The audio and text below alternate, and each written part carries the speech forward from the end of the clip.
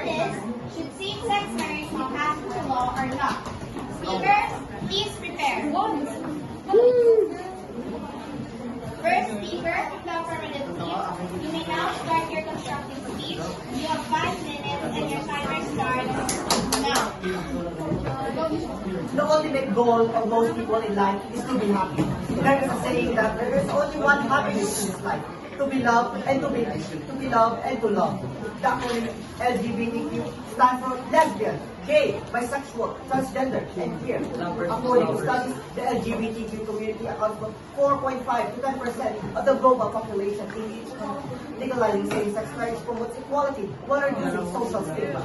Up until 47 years ago, homosexuality was considered a mental illness, considered a loved one being diagnosed with mental illness, solely because they are gay. Is this the kind of society we live in? Good afternoon to everyone. This House strongly believes that the same-sex marriage should be legalized. I, the affirmative's first speaker, and I am here to state 3 points of necessity of recognizing LGBTQs and their right to marry the person they love, regardless of gender or sexual orientation. Later on, my co-speakers to this bench will clearly and sufficiently establish why the proposition is beneficial and practicable. As for my first argument, the implementation of same-sex marriage improves health for same-sex couples. Studies on marriage and health report a consistent and a well-established field. Most married people live happier, healthier, and longer lives. As a result, expanding and supporting same-sex marriage should allow lesbian, gay, and bisexual adults to live happier, healthier, and longer lives. In fact, studies in some states that have legalized same-sex marriage have found significant improvements in the health of same-sex couples. While studies also found that lesbian and gay and bisexual adults who married reported that they experience less psychological stress. And added to this, according to the World Health Organization, failing to recognize gender equality preventing same-sex couples from being with people they love hinders mental health and well-being and social mobility.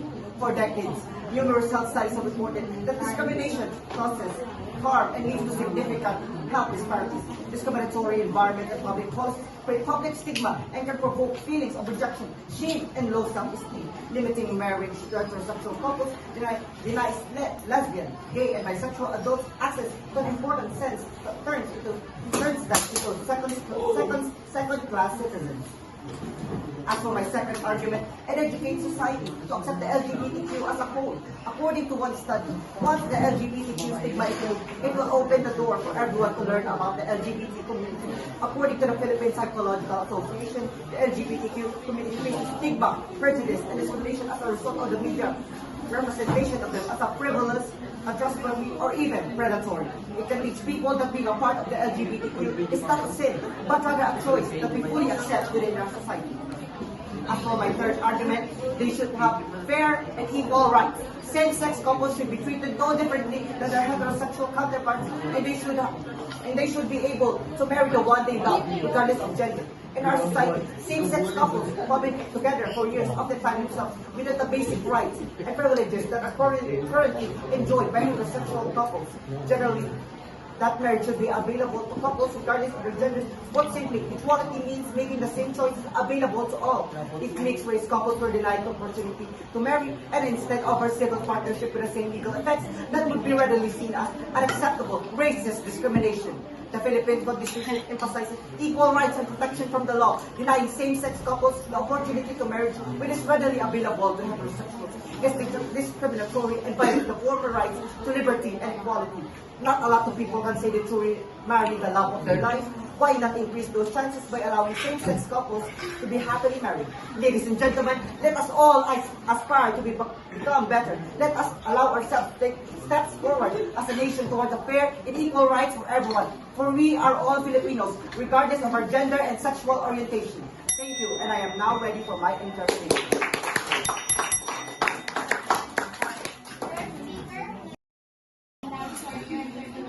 You have 3 minutes and your timer starts now. How can I be sure that most married people will live a happy life based on what you've said in your speech? Would it Do be... you have any proof? Are you aware of the definition of marriage? Let me answer this question. As I stated, Mary, did you not hear what my speech says? My speech says, according to studies, married people are healthier, happier, and live longer lives. Did you not hear that? What are your estimates? There have been many incidents where the people LGBT community plus have faced harassment in public and even violence. What do you think is the solution for this? This is why we should legalize same-sex marriage. And it normalizes the society to accept them, to accept the whole LGBT community. Oh, really? Yes. Are you aware of the true definition of marriage? Yes. What are your thoughts on the statement that last year's debates in Massachusetts at state constitutional amendment, State Representative Philly Travis regarding same-sex marriage and why he opposes to it? What are your thoughts on the statement that at last year's debate in Massachusetts by State Constitutional Amendment, State Representative Philly Travis regarding same-sex marriage and why he opposes to it? Can you elaborate? The elaboration is not the question. The elaboration is not on the question. You did not explain. No. Please If you have researched enough, you will know the question. You did not elaborate the question. Take you know.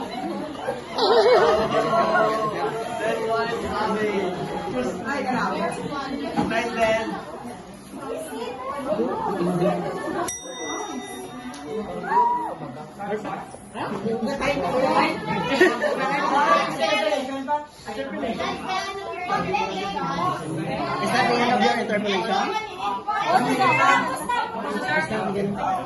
Recently.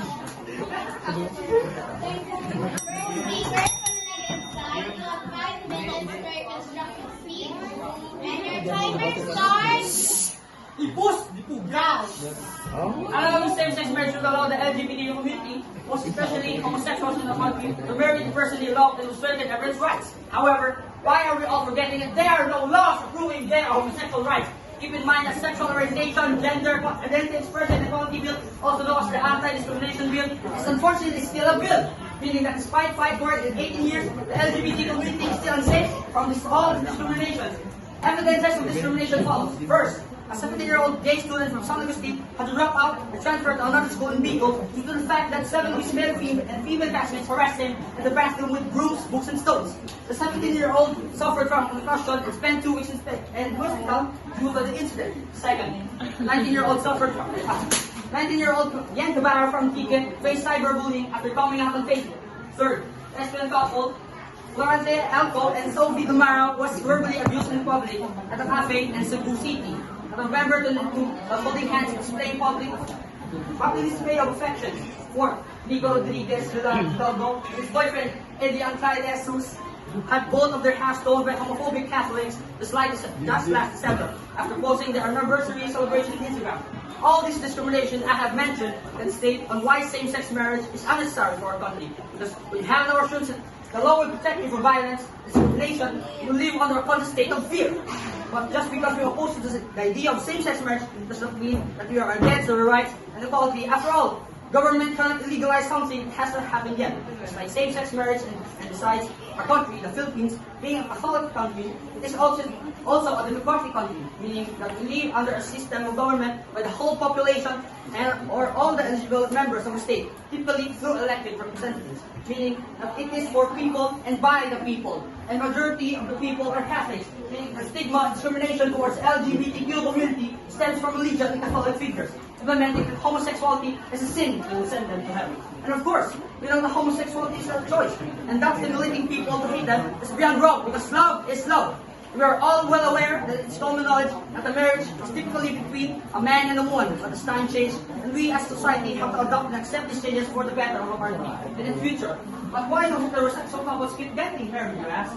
Because of the fact that marriage is originally constructed by people back then to get attraction between two families to maintain social and societal stability. That eventually turned into a tradition and societal expectation. A woman should be a wife and the mother, and the man should be a husband and a father. That's why the stigma and discrimination towards the possibility of same-sex marriage is rampant. Henceforth, our opposition to same-sex marriage is not facing the wave of phobia, but the possibility of it being unnecessary due to the fact that there are no laws protecting the LGBTQ community. Therefore, in conclusion, same-sex marriage is unnecessary in the party that lacks strong and legal laws to protect the LGBTQ community, and is not unnecessary due to homophobic point of views. Besides, don't like the fact that we are opposing same-sex marriage, just ignore it. Like how you ignore the fact that if ever the marriage turns sour, no divorce or law can protect the victim of domestic violence towards the LGBTQ community.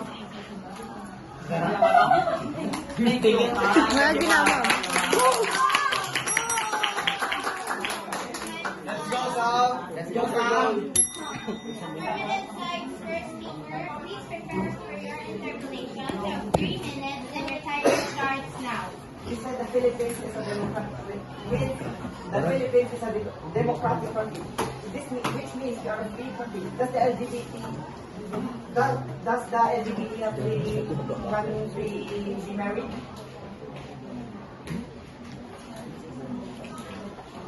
No, but they can't because it goes against Article 1 of the Family Code. Ang sulat ko naman.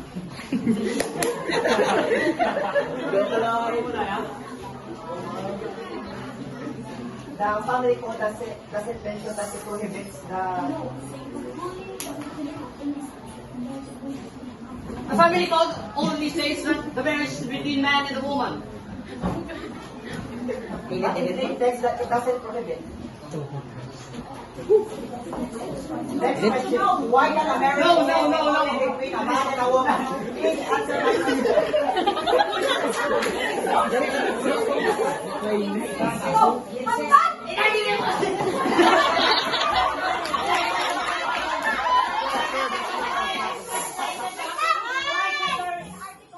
In Article 6,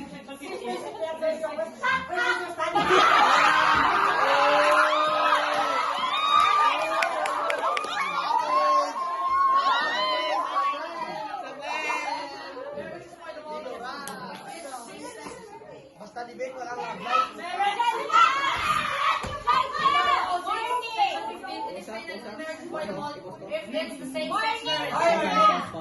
Dali lang! Warning for the negative side. Hindi dapat mag-isa na. Ang first speaker lang siya dapat. And then, time niya pang affirmative side to question at your calculate.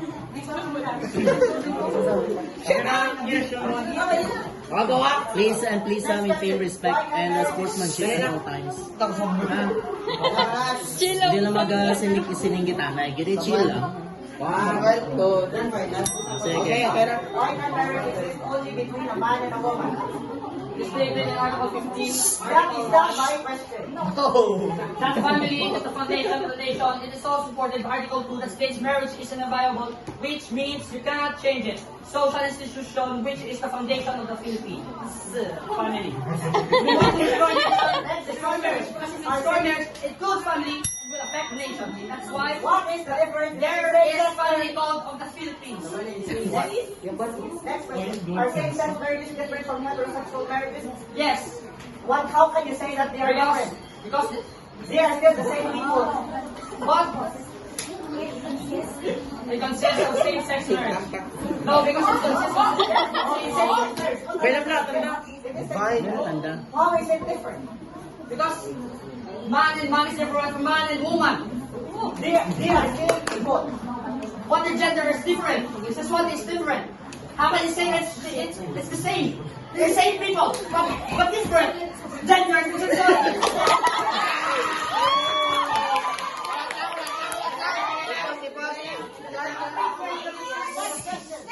Because people say, a big bird, you are the